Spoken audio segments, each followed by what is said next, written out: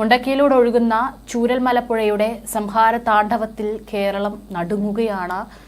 ഏറ്റവും ഒടുവിലായി ലഭിക്കുന്ന റിപ്പോർട്ടുകൾ അനുസരിച്ച് മരണസംഖ്യ 76 കഴിഞ്ഞിരിക്കുകയാണ്. ഇനിയും നിരവധി ആളുകളാണ് അവിടെ കുടുങ്ങിക്കിടക്കുന്നത്. ഇപ്പോഴും കൃത്യമായി എത്രത്തോളം ആളുകൾ അവിടെ കുടുങ്ങിക്കിടക്കുന്നുണ്ട്, എത്രത്തോളം ആളുകളാണ് മണ്ണിനടിയിലുള്ളത് തുടങ്ങിയിട്ടുള്ള കാര്യങ്ങളൊന്നും തന്നെ അവിടെ രക്ഷാപ്രവർത്തനത്തിന് നേതൃത്വം നൽകുന്നവർക്ക് പോലും കൃത്യമായി അറിയില്ല. പുഴയുടെ ഉത്ഭവത്തിൽ നിന്നാണ് കല്ലും മണ്ണും ആ ഒരു ഭാഗത്തേക്ക് ഇരച്ചെത്തിയത്. ഇതൊരു ഗ്രാമത്തെ ആകെയാണ് തകർത്തിരിക്കുന്നത്. മുണ്ടക്കയിൽ പുഴയുടെ തീരത്ത് നിരവധി വീടുകളാണുള്ളത്. ചൂരൽമല വരെ നീളുന്ന ജനവാസ കേന്ദ്രമാണ് ഈ ഒരു ഭാഗം. ഈ പുഴയ്ക്ക് ഇരുവശത്തുമുള്ളതെല്ലാം ഉരുൾക്കൊണ്ടു പോയിരിക്കുകയാണ്. കഴിഞ്ഞ ദിവസം വരെ അവിടെ വീടുകളും കടകളും എല്ലാം ഉണ്ടായിരുന്ന ഒരു സ്ഥലമാണ്. ഇന്ന് അവിടെ പുഴ മാത്രമാണ്, അല്ലെങ്കിൽ ചളിയും മണ്ണും പാറകളും മാത്രമാണ് ഇന്ന് ആ ഒരു ഭാഗത്ത് കാണാൻ സാധിക്കുന്നത്. മൃതദേഹങ്ങൾ മുണ്ടക്കൈ പുഴയിലൂടെ ഒഴുകി കിലോമീറ്ററുകൾ അപ്പുറമുള്ള ചാലിയാറിൽ വരെ എത്തിയിരിക്കുകയാണ്. അപ്പോൾ നമുക്ക് അതിൽ നിന്ന് മനസ്സിലാക്കാം എത്രത്തോളം ഉണ്ട് ഈ ഒരു ദുരന്തത്തിന്റെ വ്യാപ്തി എന്നുള്ളത്. സൂചിപ്പാറ വെള്ളച്ചാട്ടവും കടന്നാണ് ഇവ നിലമ്പൂരിലെ ചാലിയാറിലെത്തിയത്. അതുകൊണ്ട് തന്നെ ദുരന്ത വ്യാപ്തി ചിന്തിക്കുന്നതിനും അപ്പുറമാണ്. ഏതായാലും അവിടേക്ക് ഇപ്പോൾ ഉരുൾപൊട്ടലുണ്ടായ ഒരു സ്ഥലത്തേക്ക് രക്ഷാപ്രവർത്തനത്തിനായി സൈന്യം യാത്ര തിരിച്ചിട്ടുണ്ട്. കണ്ണൂരിൽ നിന്നും 150ഓളം സൈനികരാണ് ഉപകരണങ്ങളുമായി വയനാട്ടിലേക്ക് പുറപ്പെട്ടത്. റവന്യൂ വകുപ്പും പോലീസ് സൈന്യത്തിന് അകമ്പടിയായുണ്ട്. നേരത്തെ കവളപ്പാറയിലും പുത്തുമലയിലും രക്ഷാപ്രവർത്തനം നടത്തിയ സംഘമാണ് വയനാട്ടിലേക്ക് യാത്ര തിരിച്ചിരിക്കുന്നത്. ഏഴിമലയിൽ നിന്നും നാവികസേന എത്തും. കോഴിക്കോട് നിന്നും കണ്ണൂരിൽ നിന്നെല്ലാം പരമാവധി എത്രയും വേഗം സൈന്യത്തെ എത്തിക്കാനുള്ള എല്ലാ തയ്യാറെടുപ്പുകളും അവിടെ നടത്തിയിരിക്കുകയാണ്.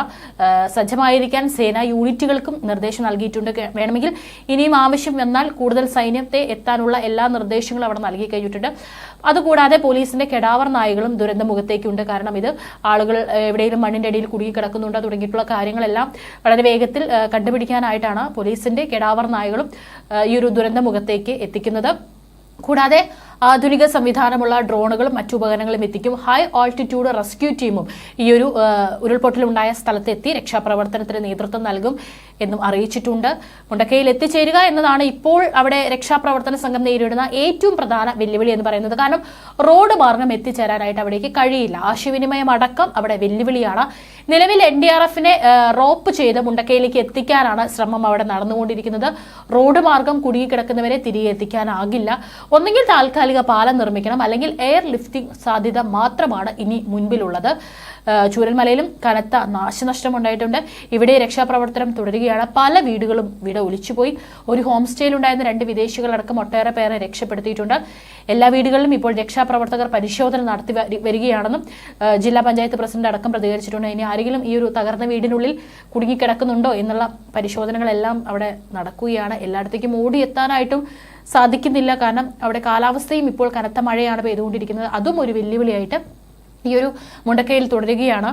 മാത്രമല്ല ഈ ഒരു ഉരുൾപൊട്ടലിൽ അകപ്പെട്ടവരുടെ മൃതദേഹങ്ങൾ ഒഴുകിയെത്തിയത് കിലോമീറ്ററുകൾ അകലെയുള്ള മലപ്പുറത്താണ്. മലപ്പുറം ജില്ലയിലെ ചാലിയാർ പുഴയുടെ വിവിധ ഭാഗങ്ങളിൽ നിന്നായിട്ടാണ് ഇതുവരെ മൃതദേഹങ്ങൾ കണ്ടെത്തിയത്. അതും 11 മൃതദേഹങ്ങളാണ് ഇവിടെ നിന്ന് കണ്ടെത്തിയിട്ടുള്ളത്. അതും കൈയും തലയും എല്ലാം വേർപെട്ട് വളരെ ശരീരഭാഗങ്ങളില്ലാതെ വളരെ ഉള്ളുലയ്ക്കുന്ന ഒരു കാഴ്ചയാണ് അവിടെ നമുക്ക് കാണാൻ സാധിക്കുന്നത്.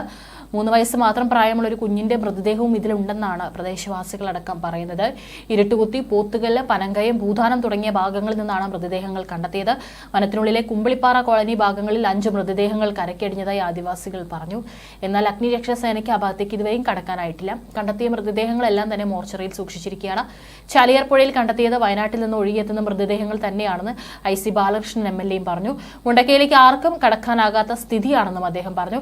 അംഗഭംഗം വന്ന നിലയിലാണ് മൃതദേഹങ്ങളിൽ പലതുമെന്നും അദ്ദേഹം കൂട്ടിച്ചേർത്തു.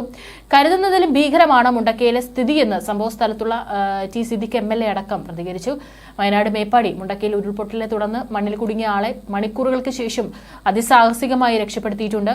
ഉരുൾപൊട്ടി കല്ലും മണ്ണും എല്ലാം വീടുകൾ മറ്റു തകർത്തുകൊണ്ട് ഒഴുകിയ സ്ഥലത്തിന് സമീപത്തെ ചെളിയിൽ കുടുങ്ങിയ ആളെയാണ് രക്ഷപ്പെടുത്തിയത്.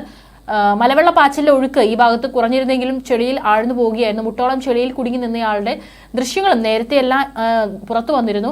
രക്ഷപ്പെടുത്താൻ സഹായം അഭ്യർത്ഥിച്ചെങ്കിലും രക്ഷാപ്രവർത്തകർക്ക് ഈ ഒരാൾ കുടുങ്ങിക്കിടക്കുന്ന സ്ഥലത്തേക്ക് പോകാനായിട്ട് സാധിക്കുന്നുണ്ടായിരുന്നില്ല. അപ്പോൾ ഈ ഒരു ദൃശ്യം കാണുമ്പോൾ, അല്ലെങ്കിൽ ആ ചുറ്റും കൂടി നിന്നവർക്ക് വളരെ നിസ്സഹായനായ അയാളെ നോക്കാൻ മാത്രമാണ് സാധിച്ചിരുന്നത്. എന്നാൽ കുടുങ്ങിയ ആൾ നിന്നിരുന്ന സ്ഥലത്തിന്റെ മറ്റിടങ്ങളിൽ ഒഴുക്കുണ്ടായിരുന്നെങ്കിലും ഇതിനെ അതിജീവിച്ചാണ് രക്ഷാപ്രവർത്തകർ ആളുടെ അടുത്തെത്തി ചെളിയിൽ നിന്ന് ആളെ പുറത്തെടുക്കുകയായിരുന്നു.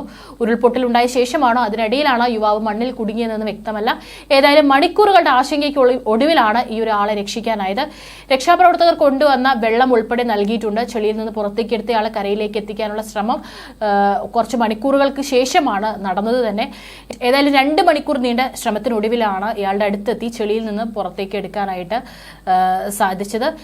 ഏതായാലും കുറച്ച് ദിവസങ്ങൾക്ക് മുൻപ് ഈ ഒരു സമീപത്തുണ്ടായിരുന്ന പുഴയിലൂടെ പാറക്കല്ലുകളും മരങ്ങളും മറ്റും ഒഴുകി എത്തിയിട്ടുണ്ടായിരുന്നു.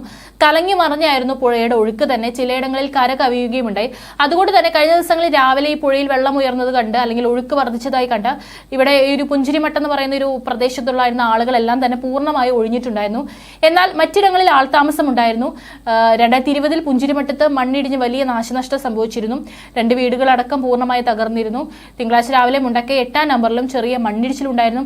ഈ സമയം മുതൽ ചൂരൽമല പുഴ നിറഞ്ഞാണ് ഒഴുകുന്നത്. അതിലേക്ക് ഉരുൾപൊട്ടലുണ്ടായപ്പോൾ പുഴയുടെ സംഹാര താണ്ഡവമായി പിന്നീട് മാറുകയായിരുന്നു. ഏതായാലും ഇന്നലെ തന്നെ അവിടെ ഒഴുക്ക് കലങ്ങി മറിഞ്ഞ വെള്ളമെല്ലാം വരുന്നത് കണ്ടപ്പോൾ തന്നെ ചില ആളുകൾ ആ ഒരു പുഴയുടെ ഭാഗത്തു നിന്ന് മാറി താമസിച്ചിട്ടുണ്ടായിരുന്നു. എന്നാൽ വീണ്ടും അത് കുറച്ച് ആളുകൾ കൂടി ആ ഒരു പ്രദേശത്ത് താമസിക്കുന്നുണ്ടായിരുന്നു, അല്ലെങ്കിൽ അവർ വേറെ എവിടേക്ക് മാറിയില്ല എന്നാണ് അറിയാൻ സാധിച്ചത്. എന്നാൽ ഇന്ന് അപ്രതീക്ഷിതമായിട്ടായിരുന്നു ഒരു 3 തവണയോളം ഇന്ന് ഉരുൾപൊട്ടൽ ഉണ്ടായതും ഇത്രയും ആളുകളുടെ മരണത്തിനിടയാക്കിയതും. ഏതായാലും എത്രയും വേഗം ഇനി സൈന്യം എത്തിയാൽ മാത്രമാണ് കൂടുതൽ നടപടികൾ നടക്കുകയുള്ളൂ. കൂടുതൽ ആളുകളും അങ്ങോട്ടേക്ക് എത്തിക്കൊണ്ടിരിക്കുകയാണ്. നമ്മുടെ മന്ത്രിമാരടക്കം അവിടെ രക്ഷാപ്രവർത്തനം ഏകോപിപ്പിക്കാനായിട്ട് എത്തിക്കൊണ്ടിരിക്കുകയാണ്. മരണസംഖ്യ ഇതുവരെയായിട്ടും 76 കടന്നിരിക്കുകയാണ്. ഇനിയും മരണസംഖ്യ ഉയരാനുള്ള സാധ്യത ഉണ്ടെന്നാണ് സമീപത്തു നിന്നുള്ള രക്ഷാപ്രവർത്തനത്തിന് നേതൃത്വം നൽകുന്ന ഭരണകൂടം അടക്കമുള്ളവർ പറയുന്നത്.